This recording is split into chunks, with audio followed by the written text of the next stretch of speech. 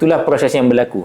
Sehingga menyebabkan akhirnya berlakulah satu penentangan. Dan berubah penentangan sebelum ni, penentangan fizikal juga. Maksudnya bangsa Melayu lawan secara fizikal. Dan kita tahu perang-perang yang berlaku kan. Kemudian bila masuk abad ke-20 berlaku perubahan, itulah penentangan dalam bentuk idea. Itu yang kita kenal macam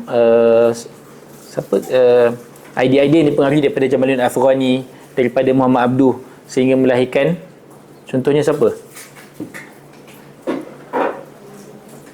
Contoh tokoh-tokoh di alam Melayu lah, yang contohnya Burhanuddin Hilmi, Hamka, kemudian Syekh Tahir Jalaluddin, Syekh Tahir Jalaluddin yang awal lagi dan sebagainya. Jadi maksudnya dekat situ berlaku penentangan sebelum itu berbentuk fizikal kepada penentangan berbentuk intelektual dalam bentuk idea yang nak menentang kepada penjajahan tersebut. Dan inilah yang membawa satu gerakan yang disebutkan sebagai suatu gerakan sohwah, dan satu gerakan sohwah, kebangkitan Islam, dan peringkat dunia dan juga peringkat serantau. Dan inilah yang mencorakkan gerakan perubahan selepas daripada Merdeka. Dan golongan-golongan dan idea-idea awal inilah yang berubah kepada satu gerakan intelektual. Inilah yang telah memberi kesan terhadap perubahan-perubahan yang berlaku di alam Melayu ini sendiri, khususnya di Malaysia lah.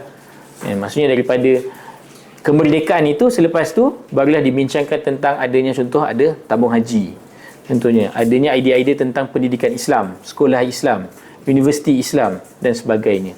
Dan usaha-usaha tersebut dimulai oleh kelompok-kelompok awal ini yang membahaskan tentang idea-idea perlu kita mempertahankan identiti kita, perlu mempertahankan kebangsaan kita, perlu mempertahankan agama kita dan sebagainya.